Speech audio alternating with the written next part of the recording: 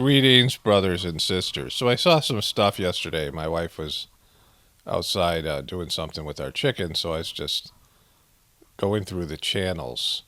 And I saw John Carpenter's, like the back half of John Carpenter's Escape from L.A. So John Carpenter is the same guy who made probably the most truther movie ever called They Live. And he's made a lot of sort of crappy movies that are, that have predictive programming in it, or, they have some level of truther stuff. They Live came out in 1988, and Escape from New York came out in 1996. So this is years before there was any sort of a truth movement. So I picked up the movie where, even though it's a poorly made movie, and I'll show you how poorly. It's, sometimes he makes movies that looks like he just got a bunch of friends together in Hollywood, some famous people, and he and he just basically, without a script, came up with some kind of a movie. But this has some very truther stuff in it. So it starts off with, about 40 minutes into the movie, Snake Plissken, the guy who starred in Kurt Russell, starred in Escape from New York, gets captured by these people in Hollywood. This is the Beverly Hills Surgeon General. And they've had so many facelifts, they have to capture people and steal their faces because, their faces are melting down. So there's this scathing anti-Hollywood, anti-Beverly Hills culture stuff here. To understand what like a poor movie this is in terms of, being realistic and all the rest of it, this is Kurt Russell, Snake Plissken, who is surfing on a tsunami wave. There was an earthquake. And Peter Fonda, he met Peter Fonda on the beach, and he was getting ready to surf a tsunami. No, really. And Snake Plissken was just shot maybe 20 minutes earlier, 5 minutes movie time, by Steve Buscemi, the actor Steve Buscemi, in the leg. He's got big-ass Snake Plissken boots on, one eye, and a bullet hole through his leg, and he's surfing on a tsunami with Peter Fonda.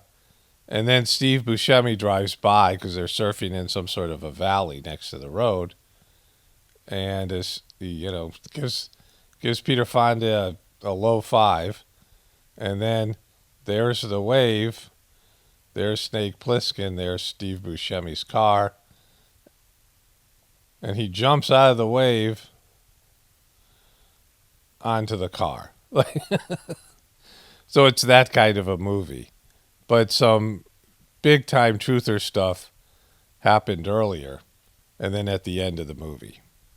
So in this scene, Snake Plissken has been captured by Cuervo Jones. Steve Buscemi this is earlier in the movie, before Snake Plissken escapes and Steve Buscemi shoots him. But earlier in the movie, Steve Buscemi drugs Snake Plissken. You can't take Snake Plissken unless he's drugged.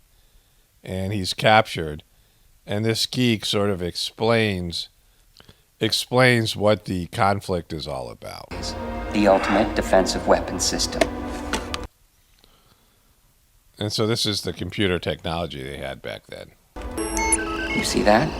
There's a ring of satellites encircling the Earth. There's a ring of satellites encircling the Earth. When detonated, each satellite unleashes an intense electromagnetic pulse. But EMP doesn't harm a living thing. What it does do is shut down every known power source. So what happened was that a girl standing next to Steve Buscemi is the president's daughter.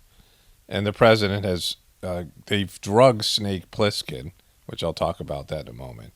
They've gave him what they're calling a toxin, and he's got 4 hours before he dies, or whatever it was when they sent him in, maybe 24 hours or whatever, but now it's, the time is counting down. He's got that amount of time to retrieve this weapon system and kill the president's daughter, who's betrayed him and stole the weapon system and brought it to Cuervo Jones. And if you're not familiar with the Escape from LA and Escape from New York movies, New York and LA are now just huge prison cells, and they're walled off. And they just toss people in there if they've committed crimes. And the rest of the country is, is under some sort of post-apocalyptic type situation. But these cities are giant houses for criminals and all the rest of it. Electrical devices, cars, airplanes. And so as he's saying these things, as the guy's explaining EMPs, he looks at his watch to see how much time he has before the poison that they've given him kills him. And it says 322, which we all know is the skull and bones number. So this geek has just said that this guy Cuervo Jones now has the ability to shut down any city around the world electrical grid with an EMP. What an EMP does, if you're not familiar with it, is they explode a nuclear bomb in the atmosphere. It creates an EMP, an electromagnetic pulse, and it will take out the electrical grid of that city. You could key in all the satellites and shut down the whole planet. Send it right back to the Dark Ages. You can key in all the satellites and shut down the whole planet and send the planet back to the Dark Ages. So then, of course, Snake Plissken has only the one eye. There's a lot of Illuminati stuff in this.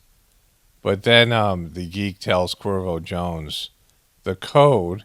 We already saw the 322, skull and bones.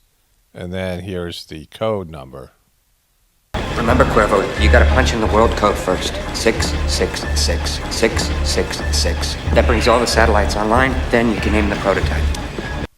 So the world code to take down all the electrical grid in the whole world is 666. The Americans somehow, when they designed this weapon system, decided to put in a complete apocalyptic type of situation where they could take down even their own electrical grid. But anyways, the key is that it's 666, right? That the code to destroy the world's electrical grid and bring the world back to the Dark Ages is 666. 666. And so at the end of the movie, Snake Plissken puts in the code.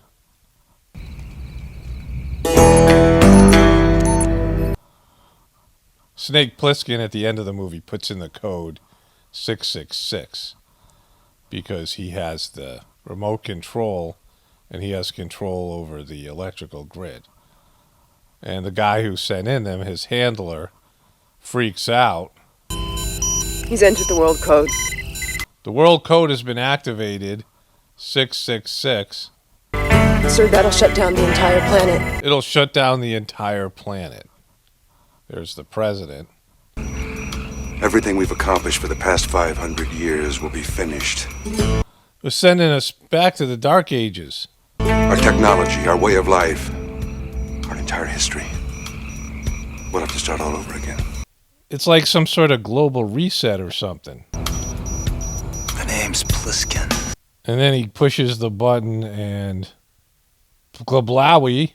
And of course he does it and sends the world back to the Dark Ages and shuts down electricity, which is, something that's probably going to happen at some point on planet Earth. It can also happen from a solar flare. These solar flares, when the magnetic poles shift, and that happens every 200,000 years, and it's been well over 200,000 years, there is an opening where solar flares can make it through because the magnetic field is weakened, and they can, knock out the electrical grid. There's various ways that the whole electrical grid can come crashing down, and this is one of them, an EMP. But I was thinking about, this is John Carpenter, and, of course, he made They Live, which is pretty much the most truther movie there is, right? Where there's these aliens that were disguised as human beings, put on these special sunglasses, and you could see them. And there's all this stuff that you could see that was there, subliminal messaging and all these other things. I mean, most of you have probably seen this movie already. And so I was thinking about this guy because They Live was sort of shut down by the mainstream system, but it's iconic in the truther community. In a paranoid plague year where the country is run by fear and unchecked greed, the master of horror explains how the films, particularly The Thing and They Live, try to warn us. And so this guy, for whatever reason, was putting this information out in the 80s and the 90s, long before there was any sort of a truth community. The truth community really took off, what you're, seeing now in terms of alternative narratives after 2001 and the big event there, and then all these other big events. And so the internet, but this guy was putting this stuff out there long before it.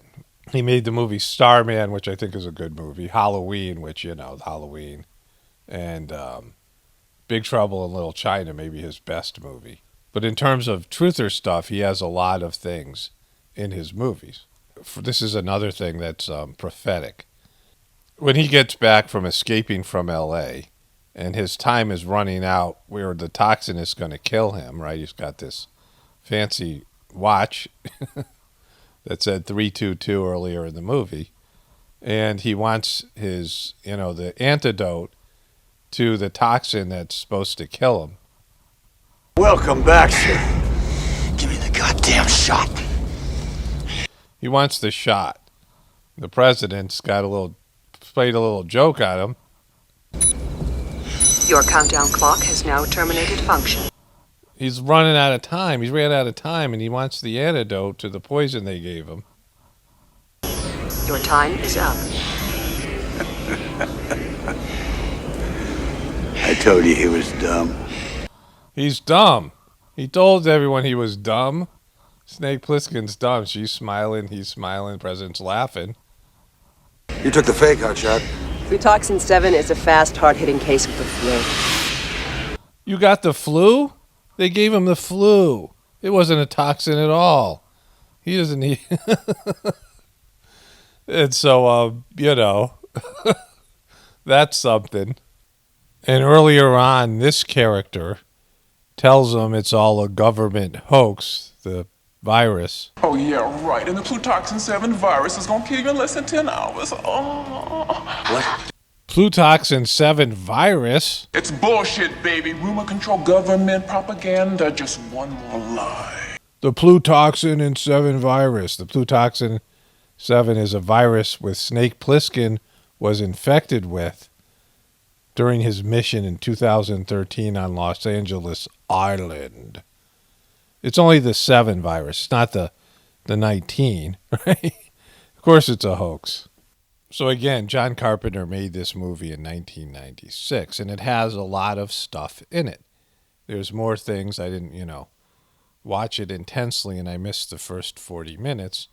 Like I said, it's not a well-made movie, but it is, almost like a spoof of these types of movies with a lot of prophetic things.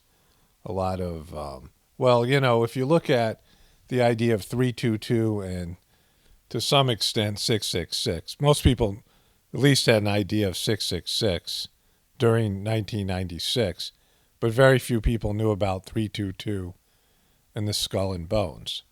666 is the mark of the beast, and 322 represents the number for the secret organization of the skull and bones, and very few people would know about 322 in 1996. Now, of course, most people know about it. But so much of this stuff in here, and obviously the Plutoxin virus being a hoax, right? And so you combine that with They Live, and I'd like to go back and watch a couple of his movies. I think The Thing is a good movie. My wife and I were talking about that yesterday. And then the Big Trouble in Little China is a well-made movie. But in terms of the truther stuff, who knows why he's putting it in there? Who knows why he put it in there? But with him doing so, with this stuff being put in a movie, unless it was just some random, ideas that descended from the divine realm, because that also happens. And it's prophetic in that way, and he wasn't conscious of it. But if he was conscious of it, and he was a Hollywood insider, somebody with money, somebody with connections, and he understood that there was this plan, and he was leaking out information or putting in predictive programming or whatever he was doing here in these movies. Certainly They Live.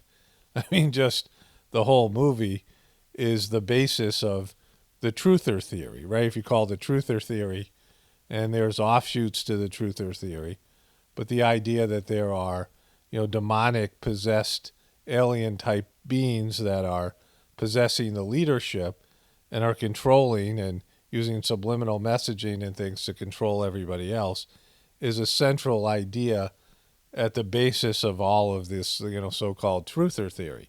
So there's, to me, three possibilities. One, he is doing this predictive programming at the request of the so-called controllers. I don't think that's the case based in the low-budget nature of these movies. And They Live was basically shut down. When he released They Live, it was, doing well, making a lot of money, and they just pulled it from theaters and things. And so I don't think it's something that he was doing on behalf of the controllers. If he was leaking information that he had heard, information that he knew about, Hollywood and secret society stuff, then that is, option number two. And the third option is that divine intervention, just inspired from above, and they were, the divine, beings were putting this out there so people can, get a glimpse of the truth and at least have these narratives inside of them. But either way, no matter what the explanation is, it's a validation for us all, right? It validates what we believe here. I mean, think about this. The things that were just in this movie, and again, I didn't cover all of it. I'm sure there's a lot more symbolism and things I missed. I was only sort of halfway watching it. And, then the other movies as well. And this isn't the only, he isn't the only guy, and these aren't the only movies that have this type of information that now is well known. Like when he made it in 1996, the truther community was just, confined to AM radio. People like my brother. My brother had his own AM radio station. People who are veterans, Vietnam War veterans, and, some hippies and people like that, and some old-time, investigative journalists that have their own, private little newsletters or AM radio stations. And it made up less than 1% of the population that believed in this stuff. The Conspiracy Theory movie by Mel Gibson put out some of this information that was out there. And I did a long video on that that's no longer up on YouTube, but it was, there's a lot of stuff in that as well. And so this is all validation. It's validation for what we believe, because unless this was a long, they planned this disinformation a long time ago in terms of rolling it out. I don't think they would have understood that the mainstream, in fact, they didn't understand how the truther stuff was going to take off on YouTube and Facebook and social media and websites and things like this. I don't think the people who control the system really understood how this information, obscurantism from the heartfulness, the whispers of the brighter world, this disinformation that the controllers use to withhold the truth about why we're here and how we got here and our true history and all these things. And so speaking of that, let's go to this this UFO thing. So here is I got a bunch of stuff to get to. Kamala, Madonna, Madam Expiration Date, and some Mumford & Sons, and one of the Kardashian fangs and things like this. UF report, government can't explain 143 of 144 mysterious flying objects, blames limited data. And I knew when they were going to give this report it's going to be bogus. And I'll give my, understanding of it. But this is from NBC News. First, the new episode of Peacock's original series, The Overview, checks out how UFO sightings, once a fringe theory, are now going mainstream. These three videos released by the Department of Defense. Once they go mainstream, right? Once they go mainstream, well, then, it's over. Because the mainstream wrecks everything. Once it's mainstream, then it's controlled and wrecked, and they're going to suck the life out of it and make it suck and, lie about it. have changed the way many people see what we can't explain. We still, to this day, have no idea what it was, what we saw, what we chased, what we engaged, but it was pretty spectacular. There's a lot more than 143 of these objects, and they know. They know because they knew before all this stuff. This is something that was common knowledge. You know, I've shown this in other videos, and so they're not going to come in and tell you the truth because they can't. And I'll explain why later on in the video. You have overwhelming, compelling data telling you there's something in our skies, and quite frankly, it can perform in a way that we don't understand, and we have no idea of its intentions. But will 2021 be the year all of that... This guy sitting by the fire. We have no idea about the intentions. And the intention is they're going to stage or going to have a real, I don't know, some sort of alien invasion. I mean, that seems to be something that's on the books to happen. My brother was telling me a story. He was on AM radio, and he got a call from a guy. I don't know if the guy was claiming to be an extraterrestrial and things like this. And my brother's like, well, how are you going to, like, I can't just, take your word for it. So the guy said, well, there's going to be an earthquake in the town that you live in, and this is in Connecticut, like in 3 or 4 days. And there was a like 2.0 or 3, small earthquake in the town my brother lived in. And so he thought, well, this, might be more legitimate. My brother's somebody who believes in this stuff as well. So, but the guy, said to him, I don't know if it was during the radio show, that the reason that the extraterrestrials don't come forward, aliens don't come forward, is because they'll be made the enemy by the people who control the system. And so that has to be dealt with, right? The people that control the system are hijacking this planet. And, there's various types of extraterrestrial beings talked about in the heartfulness system. Also, what's talked about is disembodied souls that are like angels that aren't, on the physical level. But this is another form of extraterrestrial life that it isn't bound to planet Earth. Souls that have, the range of the universe and can be anywhere they want at any time they want through the use of thought force. Through the use of their etheric thought and intention, they can expand throughout the universe. A higher developed soul expands into a being of light that is not bound by the laws of time and space. And so that's another form of life that's outside of planet Earth, spirit life. And then, of course, there's these other, physically more developed human beings that were here before, and they created a, genetic experiment that's gone kind of south here on planet Earth. That happened not so long ago, only about 5,000 years ago, and now they have to clean up the mess they made. And so, that's, maybe I'll talk about this more at the end of the video. Let's go to Kamala. Kamala Harris doesn't actually visit the border, says nothing of substance, leaves. It was all theater. And so Jojo Magoo really screwed Kamala over. I think he was getting the sense that Kamala's going to try to, they're trying to replace him.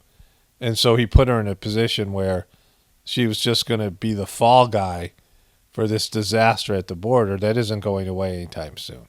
It's just going to get worse now in future, in the next couple of years. In 5 months, we've made progress, but there's still much more work to be done. But we've made progress.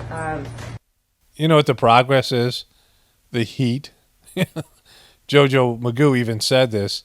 There's always a lot of people coming over the border in the in the spring months when it's not as hot in the desert, but it heats up in the summer, and so they can't make it through the desert, and so the numbers go down, and that's the only progress they've made, is that it's too hot, and so there's going to be less people coming over the border.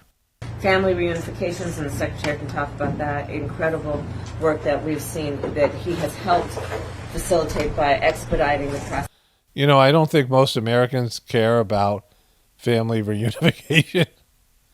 And so that isn't going to be what they consider progress here. Processing border, asylum determinations, and of course improvements in the facility's conditions. We've also made progress in addressing the root causes. Joe Biden's campaign policies, where Trump was trying to scare people from coming over the border, Joe Biden made it seem like he wanted everyone to just come. As you know, I traveled to Guatemala and Mexico in the last couple of weeks. What about the border? And met with the presidents of both Guatemala and Mexico to talk about our concern and our interest. They don't have any concern, I'm sure, right? They want American money so that they can, she can say, well, we're working to create the circumstances that people don't want to come over the border, and that's not going to happen anytime soon because there's global food shortages and poverty because of COVID that Americans are just not really fully aware of yet, but other people around the world are feeling it. And so it's definitely coming to America at some point, but it's just going to get here a little bit later. It's here to some extent for some people, but for most people, there isn't an awareness of the economic collapse that happened in 2019. Feast your eyes on Kourtney Kardashian's diamond fangs. You can see them there. I'm not sure what they are. I looked for a price tag and there was none, but they're in Instagram. She has Glenn Kofo hair. I don't know what that is. Raquel Beauty.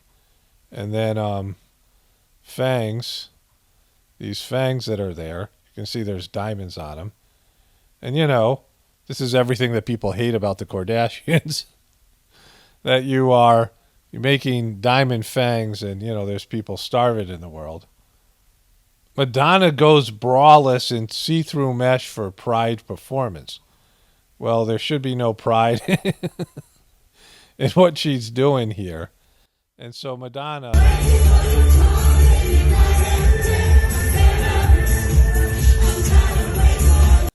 Yeah, they've blurred it out. But Madonna has, Madame Expiration Date. And I've talked about how she is the quintessential older celebrity who was once iconic and now is desperate to be relevant. And she's acting like a, 20-year-old, 19-year-old. And it's not working because she's in her 60s. It's time to move on. Like you have stages in your life, and Madonna's still stuck in her 20s, in her late teens and 20s when she was relevant and popular, and still trying to do outrageous things, everybody look at me type of behavior, which isn't working for her. Like we've seen, we've seen it over and over again. Like it just doesn't work. You had your period of time where you were relevant. You were never really that talented. You're kind of annoying. You're not very likable. And you haven't matured into that next phase of your life where you could be valued as an elder in the community, and you're still competing with other pop stars and things, and you've been, time has passed you by. And so that's why I call her Madame Expiration Date. If you haven't seen any of my videos on this, I have to go through my older videos at some point and start republishing them, but that's, Madame Expiration Date. Here's her Instagram page. So there's her X, Madame Expiration Date thing here. X. She's got an X. And she made this. This video was made for Pride with love and hearts and rainbows to remind everyone that we need to have no fear, courage.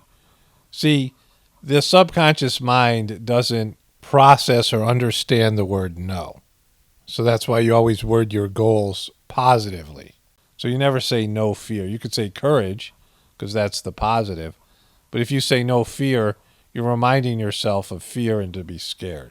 So when people say no quit or no, whatever, they put a no surrender, they're actually saying to their subconscious mind surrender and their deeper levels of consciousness. And to keep resisting anyone who tries to make us feel like we're less than or not deserving of human dignity and respect. We don't want special rights. We want equal rights. Who's we? Like, what are you, you're saying that you Madonna don't have equal rights. Is that what you're saying? Power to the people. She often says power to the people, and I don't make that many videos about her, and I don't listen to any of her music or go to her Instagram page unless I'm making a video. And the few times that I've done that, she's always talking about power to the people and having sort of a populist message, but she's worth $880 million. She's almost a billionaire, and she is into rich things. She lives in rich places, rich neighborhoods. She hangs out with elite people. She's an elitist. Power to the people. No, you're an elitist. Like, is there anybody more pretentious and more upward climbing? Remember, she started speaking with a British accent for a while. Power to the people. Right? So grateful that it played this video, I'll show you in a second, in Times Square last night, and so many could watch it. 3 fires. Thank you all who made this possible. And then many a hashtag. Asia Argento got in on the action. So this was played at Times Square. No fear.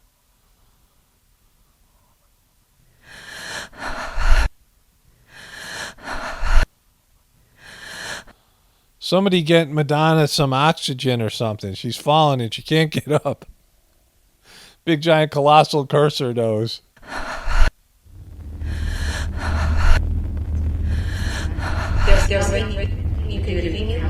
Oh, wow. This is classic Madonna stuff. The eyes of a Madam Expiration Date. What was that in her mouth? A lot of subliminal stuff here. Bathed in red. How is this, how is this going to help things? There you go. It's just like horrific. No fear. Freedom. Freedom. There's the Illuminati eye. Freedom, freedom. Freedom is what you do. Freedom. Freedom is what you do. With what's been done to you. With what's been done to you. That doesn't make sense at all. Freedom. No fear and freedom together. Together in one great package. She's blinking her eyes really quickly because she has the freedom to do that. She doesn't have any fear of blinking her eyes real quickly. The freedom to blink your eyes like a demon. That's what she has. No fear. Courage. To be who you are. To hustle. All right, okay. That's enough of Madam Expiration Dates. This pretentious stuff that she always does. And it's just, it's not resonating, Madonna. You're just old, right? You can't be relevant with young people. Mumford Sons banjo player and others stand up to cancel culture. So this is a guy who identifies as centrist and liberal, not conservative, but he praised something. He took a conservative position. This guy Andy Go, I'm not sure how you pronounce that.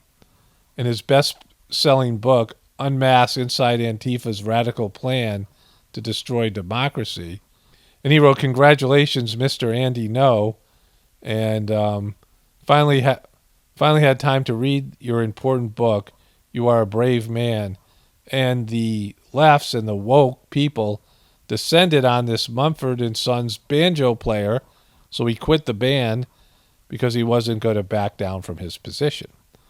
And so, that's how bad it is coming from the woke and the people in the so-called, left movement, the cancel culture and all the rest of it. I mean, it exists on the right as well, but the left is being backed. And because of that, a lot of people in the truth community or people in the right wing and Trumpers or whatever are freaking out because it seems like the powers that be are backing the so-called woke people and the left-leaning agenda.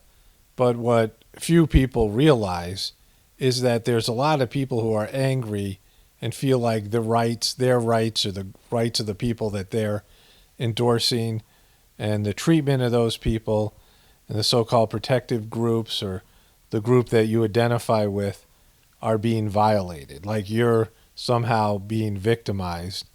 But what everyone doesn't know is what's really happening is there's going to be a reduction in lifestyle, which nobody's going to like, right? Doesn't matter what group you're going to be in.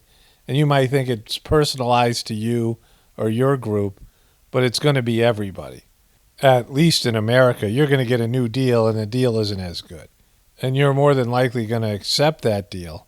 Most people will, because you don't have a choice. Regardless of any of the things that you're mad about now, those are going to disappear when you have electricity for only 3 hours a day or whatever, whatever negative materialistic circumstances, less pleasure and more hunger, more suffering, more, whatever, more negativity, less privileges, and that's across the board. It's going to be worse for some people just based in where they are now and how far down their lifestyle is going to drop. But in the end, everyone will accept the New Deal because you won't have a choice because there's only one option.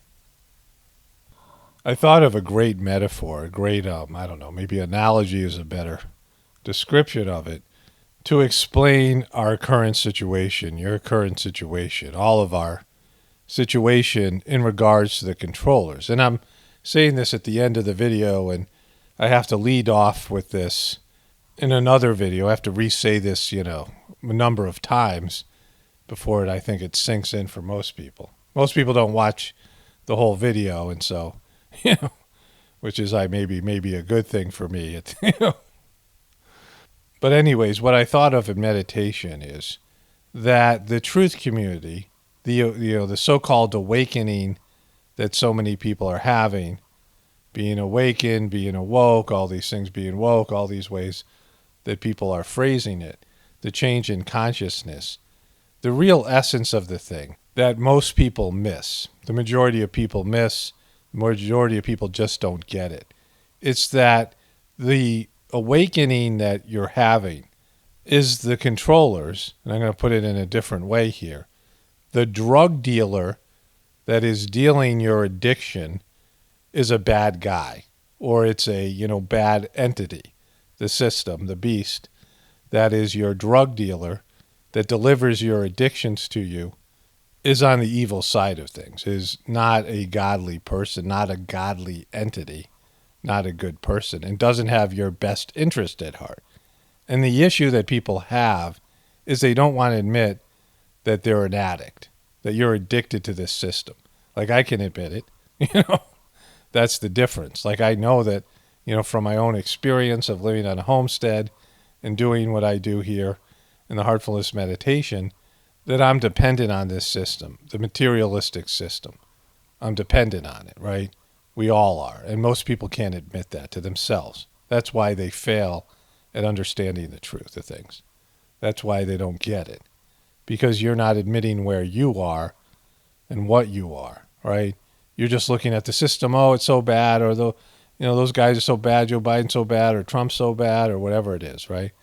One group is so bad, another group is so bad. And not admitting that we don't have any other option. That, it's not like a relationship where you can say, there's many more fish in the sea, not that's going to deliver you this, there's not another option in terms of the system you're 100% dependent on, or even 70%, like whatever it is. Even 25% is more than sufficient. And so your drug dealer is a bad person, and you don't want to admit that you don't have any other choice. It's the lone drug dealer. There's a monopoly on your addiction, on all of our addictions to the system, and we can't do anything about it. We're helpless to do anything about it. That's why there's not any real change. The second line of the Heartfulness System prayer, the prayer that you say at the beginning of the meditation, many of you have learned the prayer. The second line is, we are yet but slaves of wishes, putting bar to our advancement. And I don't know if they've changed that line, they've changed the prayer. I should find out. But the original prayer was, we are yet but slaves of wishes, putting bar to our advancement. And what that means is that all of us are addicted to some materialistic pleasures or pursuits that go against our soul's plan and God's will. So it keeps us from advancing, and we are creating these impressions and samskaras that are binding us, bogging us down and binding us to planet Earth. So we have to live life after life here because of these impressions, these samskaras that are forming in, our hearts, where we collect our spiritual grossness, and they're keeping us from advancing on our spiritual path and doing what we're supposed to do. And I know so many different people who practice heartfulness, and it is a way to free yourself from this bondage and get rid of your, being a slave to your wishes. And, very few people are successful at completely, going to the spiritual side of things and freeing themselves of this condition. People in the heartfulness system who have been doing it forever, and some of them are devoted and just work real hard. We all struggle with this. So even when you become a member of the heartfulness system, you are, using the transmission, the cleaning, and all these things, and you're doing the practice, and you're being worked on spiritually, and you're working on cleaning and all these things, and, connecting to God. There's still a lot of resistance for people to even embrace those words, because a lot of people say the prayer but don't really think about what it means or really agree with it, because they don't want to admit where they are and who they are in terms of being an addict, that we're addicted to life on planet Earth. And so there's not really any chance of changing the system, because all of us are refusing to throw off our addictions. Across the board. And that's the problem. People in the truth community, oh, this guy's a bad guy, or that's a bad group, and if we get rid of that bad group, then we can change drug dealers, and then who's ever in charge of the system we're 100% dependent on will be a good person, and they'll do good things, and we'll be able to all go home happy. And that's, that's the problem, because the addiction is the problem. Our collective addiction to the materialistic system we have, and not wanting to free ourselves of this bondage, and not really wanting to even think about it or feel it or touch it or, be aware of what it's like to be addicted to the system, the bondage that, is dominating our existence. And so we're trying to solve a problem that's inside us by changing the external world, and that's why we're failing, right? That's why there's no real resistance. There's no resistance to the drug addict, because he's got a monopoly on our addictions, our collective addictions. And the drug addict is the man or the beast, right? Whatever you want to call it. And the people, up and down from the capstone of the pyramid to the people on the very bottom are all addicted to something in the system and dependent on it. And that's where we are now. And so change isn't happening. You think about it, you had a president who flirted with truther narratives and was putting out, had a lot of enthusiastic support. And he didn't go full truther. He didn't, he didn't really believe it. He wasn't, he was somebody who was good at telling people what they wanted to hear, but he was partially a truther. He was, he was embracing some of these ideas. And he had a very fervent, emotionally charged army of supporters. And he got completely shut down to such an extent that he said in a tweet, his fatal tweet, while he was president, he tweeted, "What kind of way is this to run a country?" What kind of way is this to run a country when he was president? Because that showed how helpless he was. And then he was shut down completely. And so there is no real resistance, because you need to have another option other than the system that is, hurting all of us, taking us in a materialistic way, taking us away from God, disconnecting us from God, disconnecting us from our family and being natural humans. So you have to have something else in its place. You have to have a system in its place to take over, to, replace the current demonic system with, and not just get rid of part of it, get rid of what you think is the problem. I've talked about this in recent videos. Everyone has their own version of the problem, but nobody's going to look at it in a holistic way and saying, okay, this system is failing, collapsing, It's hurt all of us. It's hurting the younger generation more and more. Then each generation gets more addicted to the system. It's taking us away from what we need to be and what we need to, do with our lives, and what's divine about us, taking us in a very materialistic way. We're all becoming worse character qualities, worse people, bigger egos, right? Weaker, all these things. And so we need to get rid of this system and come up with a system that's in line with, this is the heartfulness meditation, in line with the divine principles, connect to God on a deeper level, and with God, partnering with God being the senior partner, creating a world with spirituality at its base, as said in Reality at Dawn by Babaji, the second master of the heartfulness system. I mean, that's the solution. We have an ungodly system, a demonic system. We need to have a divine system. And that means we have to change and give up things and, all the rest of it. We have to become independent. We have to free ourselves from our addictions and our dependence on the system and, build something better. That's a reflection of the spiritual side of things, right? We all have to, embrace the part of us that is, best in us, right? The best part of us, the most divine aspect of ourselves, our souls and our soul's plan, and not be, just focused on our egos and our egotistical desires and our desires for pleasure and all these things. And people just won't do it, right? People just, no matter how bad things get, people aren't willing to give up their addictions, and there's a lot of them, aren't willing to even think about life without this system that is, all that we know. Like we don't, most people don't know another way. They haven't grown up in, poverty in some ways. I mean, globally, yes, but not so much in America. And so we don't really understand what our ancestors dealt with in terms of living in agrarian communities and, living, not in a city or a suburb or something like this, without running water and electricity and all the things that we've become accustomed to. And each generation is more accustomed to these things and more addicted to them than the previous ones. And so, like I said, I don't know, in so many videos before this, that the original idea behind the truth community was if enough people get awakened, if enough people come to the realization that the system that controls them, that they're dependent on, is not what they've been told it is, and have, more truth, more of the, the real story, less obscurantism, then, there would be a change. That enough people get the information. That's what people still are thinking here. Many of you still think that. If we just wake everybody up, but there's no plan to change. There's no legitimate plan to change. There is one. It's just that most people aren't willing to embrace it.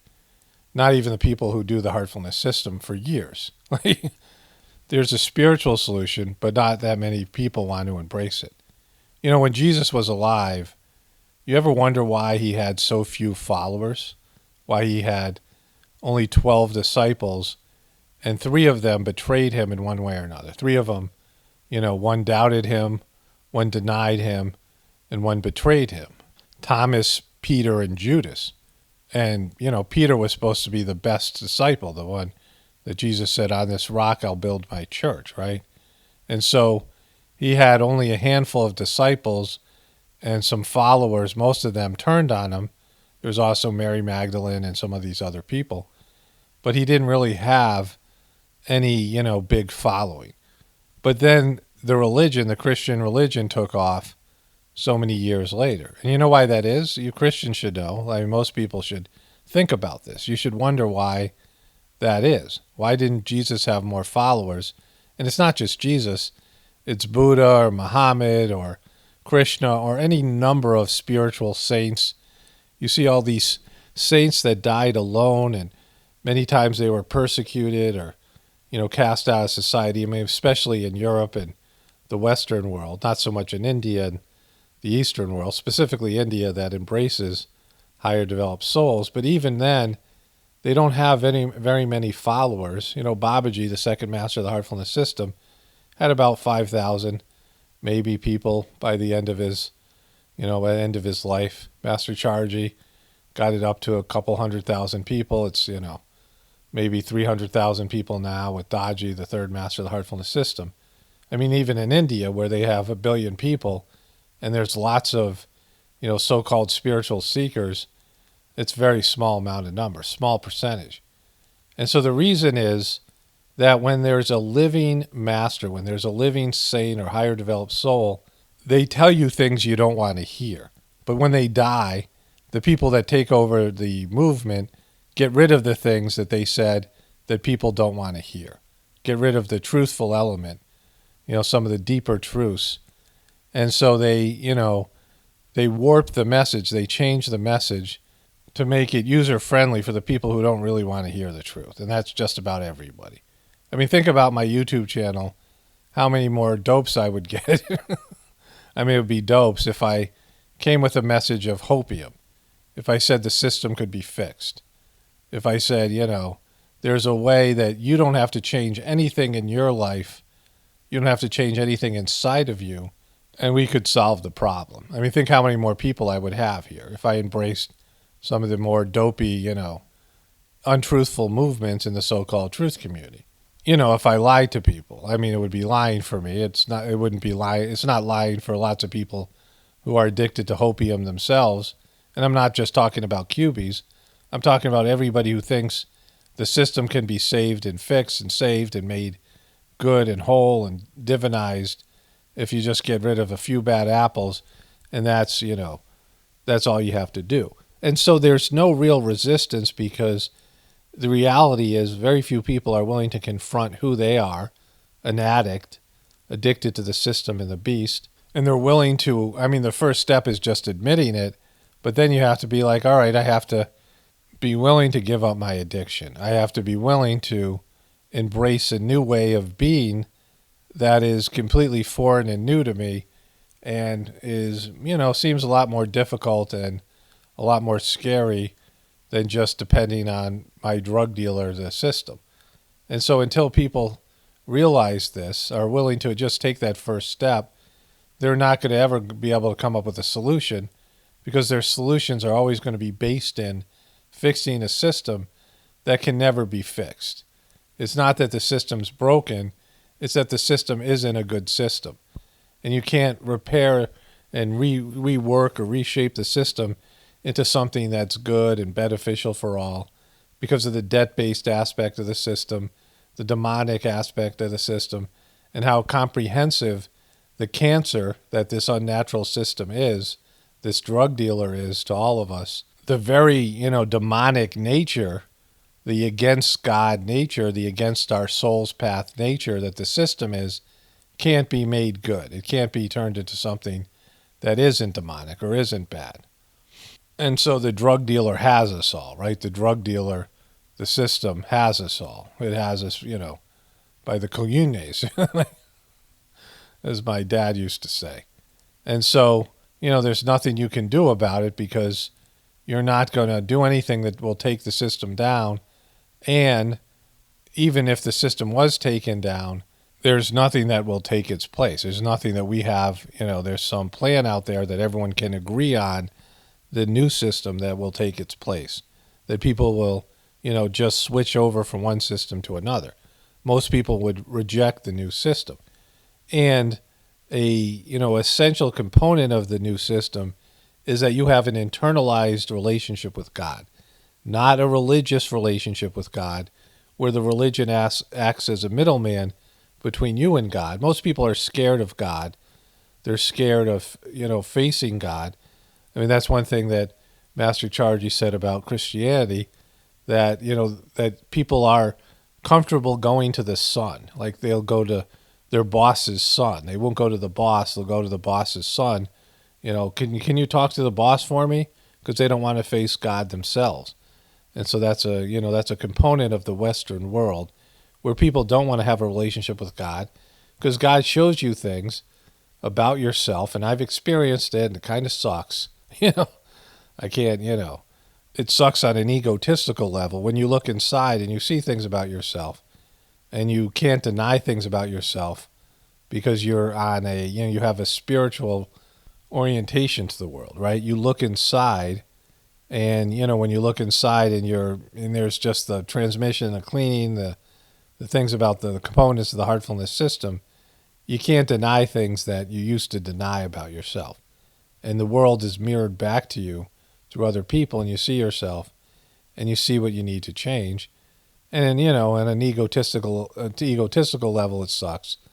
But on a spiritual level, it's, wonderful. But most people don't want to do that. They don't want to face it. They don't want to take responsibility for the things that they're contributing to the world that are negative, the way that they're supporting their drug dealer and the system and all the rest of it. And so until people all get on that same page with God, and they have an internal relationship with God, and God shows them what they, should do or need to do. I mean, I've experienced this very recently, something that I'm not involved with, but I, understand that there's a solution to some sort of issue in the heartfulness system, and practitioners, people who are, holding positions in the system, have been around for a very long time, aren't willing to embrace it. So that's what the master of the heartfulness system struggles with, that, people all have to make their choices themselves. It's not a system where the master of the system says, this is what you got to do, and, whatever it might be, and this is what we're doing. The people have to embrace it internally. They have to figure things out for themselves and communicate with God, and then get on the same page, everybody, without being oppressed or forced to by some external authority. And so when you see how that works in the heartfulness system, you see that people oftentimes don't understand what they need to do, don't understand the simple solution that's in front of them because of their personal programming or prejudice or the rest of it. I mean, I struggle with it myself. I'm not like saying I've been cured of this problem. I've struggled with it myself over the course of my practicing the heartfulness system. And so it takes a long time for people to be able to listen to God, hear what God has to say, feel the direction that God is really about, feeling with your heart the direction that God wants you to go in, and make the right decision. Until that happens, there can be no solution to the system we have now. You understand this? The system we have now is 100% like materialistic and demonic and goes against the will of God. And so unless God is brought into a solution, there can be no solution. And since people don't really have the ability, the strength of character to go in front of God and say, hey, what do I need to change? What do I need to become? What do I need to do? Most people just won't do that. I mean, 99.9% of people just won't do that. And, we all do it. The people who are able to do it maybe on a limited level. Like, okay, I can't hear this right now, God, right? I'll change this, but don't tell me about that, right? I'll give up this, but I'm not going to give up that, whatever it might be. And so what I'm saying is the solution is there. I know the solution is there because I've seen it, felt it, experienced it. I know what the solution is on a heart level from the heartfulness meditation.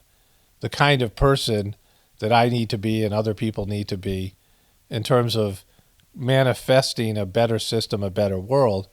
So I know what it is, but I've struggled with it myself. And most people aren't even willing to take that first step and start on their own spiritual journey and begin a relationship with God and accept the things that they have to change, accept I am yet a slave of wishes putting bar to my advancement. Understanding what you are inside that is creating the blockage towards your spiritual life and keeping you addicted to the beastly system. And so until that goes, like all this, UFO revelations and, the stuff I showed you with Escape from LA or Madam Expiration Date, I mean, yeah, she's worse off than we are. She's farther away than, most of us are. I mean, I can't speak for everybody. But still, that doesn't mean that, we're doing great. That doesn't mean we're doing what we need to do. And so if aliens showed up, so many people would be like, oh, that's not true. That's a hoax.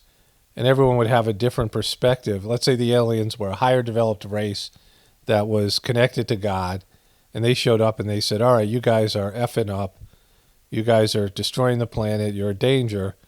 And we need to, help you correct yourselves. You guys need to change. You need to adapt, whatever it might be. And they laid out the problem and the solution. I would say about 80% of people, maybe 90% of people would just reject it and say, all right, that's it. We're going to war with you guys, right? We'd rather you guys destroy the planet, and we destroy the planet in some sort of, galactic war than change. And that's how people are right now. And so humanity has to be taken down to rock bottom, where there's a desire to face God and redeem oneself and take responsibility for all the things that we have done individually and collectively to go in the wrong direction, and have that, moment where we're weeping before God, begging for a second chance and wanting to change, have a heart full of remorse and a desire for change. And so when that happens, we'll see, right? Like that's what we're really waiting for to happen. Humanity to be brought down to a certain level, and people to, have a deep desire to weeping from a deep desire, to deep compulsion, not desire, a deep need, a deep compulsion to change. God, please help me change. Please help me become a better person. Please help me, repair the damage that I've done to myself and everybody else. Only spirituality will save this world. It's Paul Romano, definitely reporting from the Apocalypse and the Ascension. Everyone have a blessed day and be grateful.